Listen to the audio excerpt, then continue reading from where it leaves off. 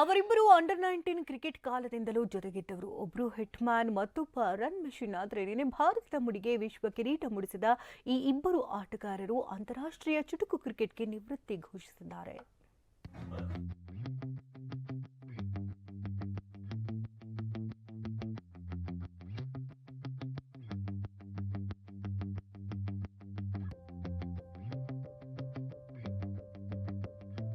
ಒಬ್ರು ಟೀಂ ಇಂಡಿಯಾದ ಹಿಟ್ಮ್ಯಾನ್ ರೋಹಿತ್ ಶರ್ಮಾ, ಮತ್ತೊಬ್ರು ವಿಶ್ವ ಕ್ರಿಕೆಟ್ ಲೋಕದ ಕೊಹಿನೂರ್ ವಿರಾಟ್ ಕೊಹ್ಲಿ. ಟಿ20 ವಿಶ್ವಕಪ್ ಗೆದ್ದು ಭಾರತಕ್ಕೆ ಕ್ರಿಕೆಟ್ ಕಿರೀಟವೇರಿಸಿದ ಈ ಇಬ್ಬರು ಕುಚಿಕುಗಳು ಅಪ್ಪಿಕೊಂಡು ಕಣ್ಣೀರಿಟ್ಟು ಒಂದೇ ದಿನ ಟಿ20ಗೆ ನಿವೃತ್ತಿ ಘೋಷಿಸಿದ್ದಾರೆ.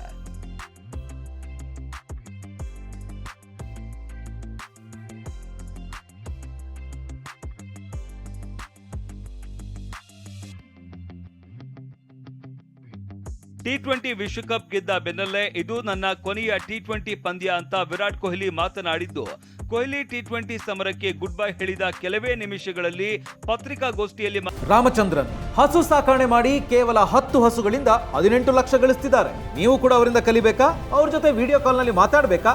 ಈಗಲೇ ಫ್ರೀಡಮ್ ಆಪ್ ಡೌನ್ಲೋಡ್ ಮಾಡಿ. ಮಾತನಾಡಿದ ರೋಹಿತ್ ಶರ್ಮಾ, ಇದು ನನ್ನ ಕೊನೆಯ ಅಂತಾರಾಷ್ಟ್ರೀಯ ಟಿ20 ಪಂದ್ಯ ಅಂತ ಘೋಷಿಸಿದ್ರು.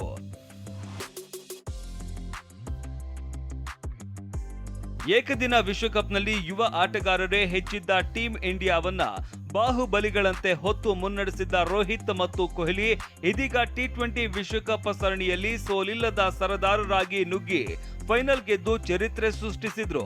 ತಮ್ಮ ಕೊನೆಯ ಟಿ20 ಪಂದ್ಯದಲ್ಲಿ ಕಪ್ ಗೆದ್ದು ಭಾವುಕರಾದ ಇಬ್ಬರು ಪರಸ್ಪರ ಅಪ್ಪಿಕೊಂಡು ಕಣ್ಣೀರು ಸುರಿಸಿ ಭಾರತೀಯ ಕ್ರಿಕೆಟ್ ಗ್ರಂಥದಲ್ಲಿ ಹೊಸ ಪುಟಗಳಿಗೆ ಸಾಕ್ಷಿಯಾದ್ರು.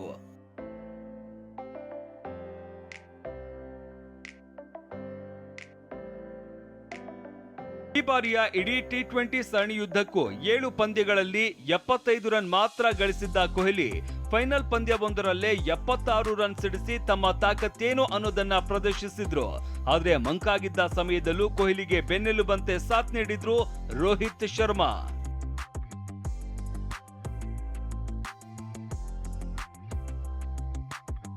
ಇನ್ನು ಈ ಹಿಂದೆ ವಿರಾಟ್ ಕೊಹ್ಲಿ ಟೀಂ ಇಂಡಿಯಾದ ಕ್ಯಾಪ್ಟನ್ ಆಗಿದ್ದಾಗ ರೋಹಿತ್ ಶರ್ಮಾ ಕೆಲ ಪಂದ್ಯಗಳಲ್ಲಿ ಫಾರ್ಮ್ ಕಳೆದುಕೊಂಡಿದ್ರು.